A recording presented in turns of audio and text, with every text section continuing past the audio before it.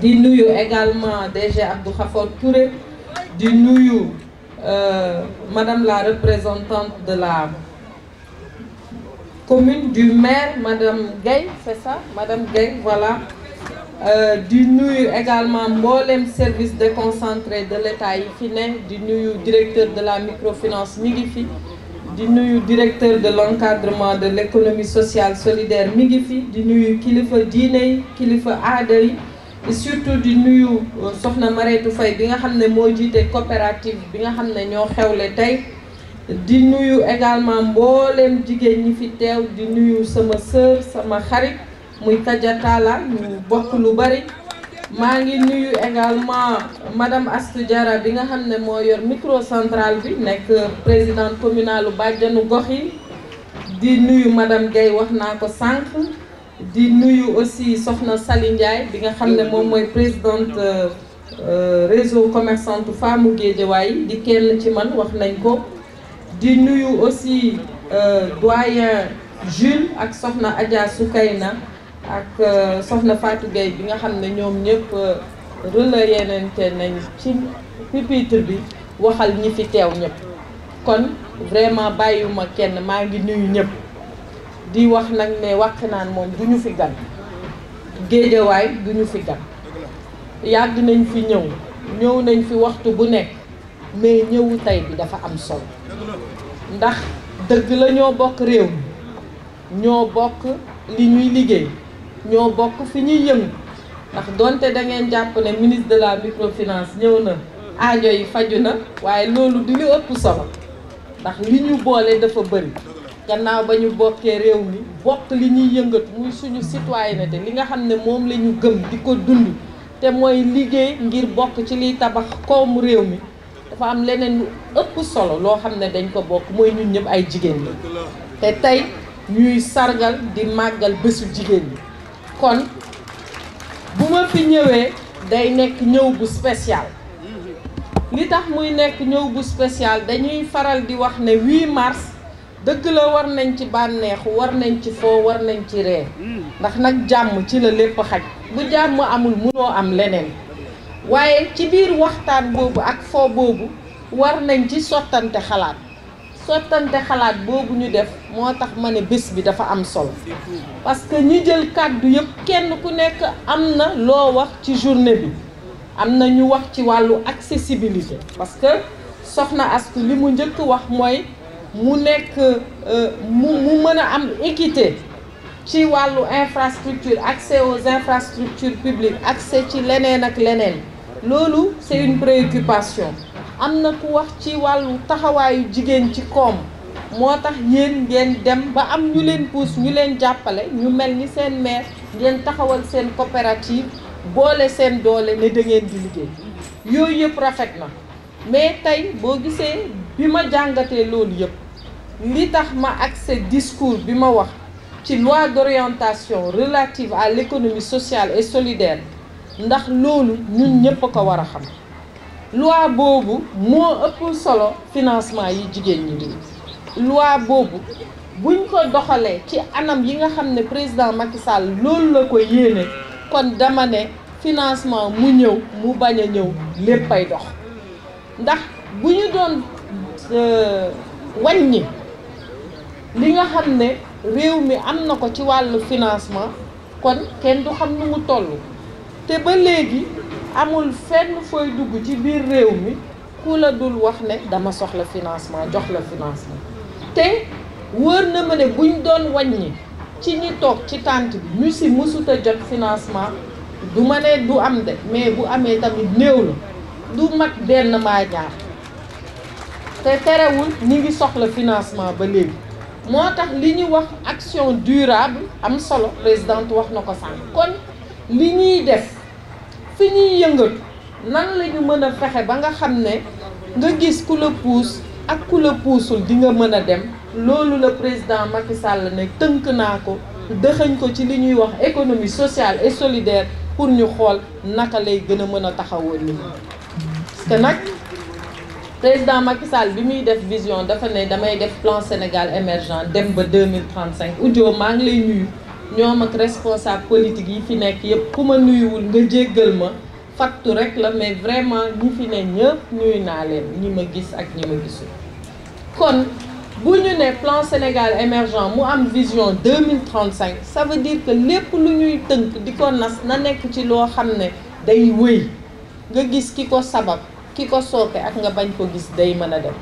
loi d'orientation bi li mu wax mooy dëgg la jigéen ñi ñi ngi yëngatu ñi ngi kërti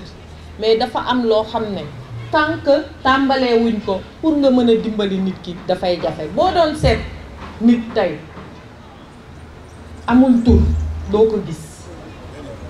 boo bëggee dimbali nit ku amul tur doo ko gis mook adresse yam. loi bi dafa ne fokk ñu dimbali ñiy yëngatu te nekk dans l'informel ñu mën a formaliser wu ba nga xam ne bés bu mécanisme wala accompagnement jugee taxaw nga ne naa dimbali nga mën a ràññaatle nit ñi parce que coût informel pour état bi mën la gis ba dimbali la day jafe. mu ne kon nañu dimbale les acteurs de l'économie populaire ci kenn ku nekk mën a am identification mooy formalisation. mu ne donte loolu am na te formaliser guñu nañu fexe ba ci anam yi ñu nekkee pour le moment bu ñuy def processus de formalisation bi protection sociale bi nga xam ne système bi mi ngi koy joxe ci ñi am des organisations formelles ñoom tamit ñu mën ko am. te nañu fexe ci wàllu koomu réew mi niñ koy jëlee parce que lu ci bëri ay taxes la donte te ñu bëri ñu formaliser wul affaire u taxes yi aussi daf leen dañ ko ragal te kenn waru ko ragal parce que boo xamee li ko wund fiñ koy jëlee ak fiñ koy dugal nga xam ne ci yow lay delluwaat dafa mel ni tontine te ñun tàmm nañu natt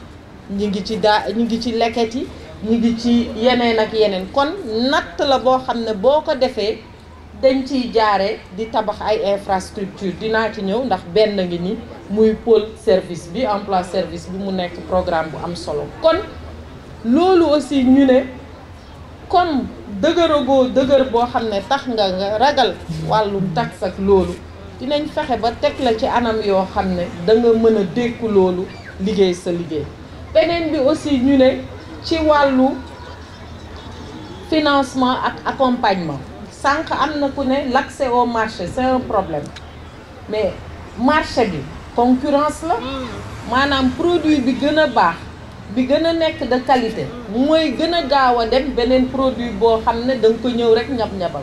mais nit ki booy defar di def sa transformation am capital bu néew booy defar sa produit fokk aussi si chaîne bi nga koy defaree nga xool lan moo méngoo produit kon tey booy defar sa emballage nii nga koy mel mais tey même produit bi di nga dem si fekk ko ci surface boo xam ne danañ ko defar ba mu rafet def ci ay couleur ba mu rafet yow sa produit nga jaayee ko téeméer mais beneen produit bi nekk ci surface ñu defar ko habillé ko ba mu rafet ñu jaayee ko ñaari junni. kon loolu aussi ban taxawaay lañ ci am ñu ne dinañ def lu ñuy wax agrément ESS parce que li tax ma ne si loi bi rek laay ñëw loi bi dafa ne acteurs de l'économie sociale et solidaire yi ñi nga xam ne ñoo ci njëkk mooy les coopératives boo nekkee coopérative rek xamal ne de fait yow acteur économie sociale et solidaire boo nekkee ci mutuelle kazalika boo nekkee exploitation donc ñun ñëpp ay acteurs économie sociale et solidaire la kon loi bi bu ñëwee ñu def ci avantage yoo xam ne acteurs yi ñoo ko moom kon fokk acteurs yi xam ko ba pare tegu ci yoon boo xam ne dina leen permettre ñu mën a jël avantage yi ci am yëpp moo tax président instruire nañu fii ak bu yàggul dinañu lancer opérationnalisation loi boobu loi d'orientation de l'économie sociale et solidaire ndax décret d'application yi la ñuy xaar buñ ko signé rek ñu tàmbali opérationnalisation te opérationnalisation boobu buñ koy def ce sera une opérationnalisation de proximité parce que économie sociale et solidaire c'est un modèle de développement de proximité kon ma leen di wax ne xëy na waxi naan Nimzaat la ñu tàmbalee mais communes yi nekk ci Géejawaay yëpp danañ fa dem teg fa modèle boo xam ne wala teg fa stratégie bi nga xam ne tënk nañ ko ci loi bi pour ñu mën ko def moo tax tey li ma leen indi du financement parce que bu fekkee ni dem leen indi financement loolu la ñuy xaar dañu inverser tendance yi li ñuy def mooy bu ma fi jógee fii ak semaine prochaine suñu service technique yi dañ fiy ñëw dinañ fi toog ak yéen ñett wala ñeenti fan ñu xool ci lan ngeen ne ndax président bu fekkee da ngeen am plus de 100 GIE ñoom ñëpp ñu dajale ñu bokk ci coopérative yéen ñëpp bu ngeen di def la même chose du ngeen ko jaay parce que écoulement bi day jafe li ngeen di produire mooy gën a yaatu ñuy war a jënd par contre sans yooyu dañ leen di organiser en chaîne de valeur su fekkee ne beñe la ñu ne groupement bi moo yor jëndi dugub bi ñu ne beneen groupement bi moo yor mooñ wal bi ñu ne beneen groupement bi moo yor togg beñe bi ñu ne beneen groupement bi moo yor jaay bi loolu mooy chaîne de valeur boo xam ne buñ ko defee kenn ku nekk da ciy gis sa bopp mais bu ñëpp demee jëndi dugub ñëw defar saaf jaay beñe dañuy rangaloo fii mais kenn du jënd donc loolu mooy économie sociale et solidaire moo tax ma ne dafa nekk loi boo xam ne bu jaree saa su ne ñu nekk ci tali bi di ko dox dañ koy dox parce que réew mi président Macky Sall da ko teg ci yoon ba pare li ci des mooy programme yi mu indi ñun ñu tegu ci jël ko te loolu jàpp naa ne loolu dinañ ko def kon service yi dinañ fi ñëw identifier organisation yi identifier nan ngeen di liggéeyee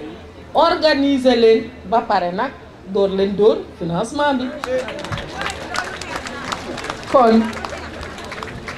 maa ngi leen di gërëm di leen sant di wax ne jàppale bi yéen a ko waxal seen bopp ñëw na kon du wàllu fexe ñu leen di accompagner kooku moom maa ngi ci dalal seen xel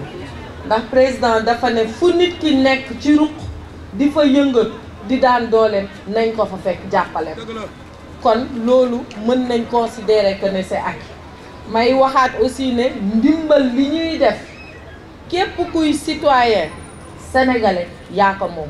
seetuñu ci xàjj ak seen ku ñu sollicité ñu ñëw ku ñu sollicité wul aussi dinañ yegsi te première approche ndax stratégie bi ñuy opérationnaliser loi bi ñeenti approche la mais première approche bi c'est l'approche par les collectivités territoriales parce que les collectivités territoriales ont des populations kon il était très indiqué que ñu mën a ñëw fii mu nekk ci benn journée symbolique kon vraiment maa ngi leen di sant yéen ñëpp di leen gërëm di wax ne bu dul woon te guddi gi moom dama fiy toog ak ba yéen rek ñu daal di koy tàllal mais nag comme yoon yemul ci benn maa ngi leen di jox dig daje service yi bu ñu ñëwee ba pare ba ñu def tout le travail technique ñu ñëwaat def cérémonie boo xam ne su boobaa dinañu joxe su fekkee ne financement la aaju ñu joxe ko te pôle emploi service yi maa ngi koy wax sànq président daf ko teg pour mu nekk des espaces de proximité mu def ci li ñuy wax xëyu ndaw yi mais infrastructure bi pour mu am ñun ñëpp a natt kon natt fay dafa am solo ci liggéey bi ndax lii lu baax la wax nga sànq maison de la femme am na yeneen ak yeneen instruction yi ñu jot mooy discours de proximité travail de proximité aller vers les populations te kooku duñ ci tàyyi maa ngi leen di gërëm di leen sant di leen souhaiter bonne journée de la femme di inviter sama bopp déwén maay ñëw présider waat cérémonie. présidente Mariétou Faye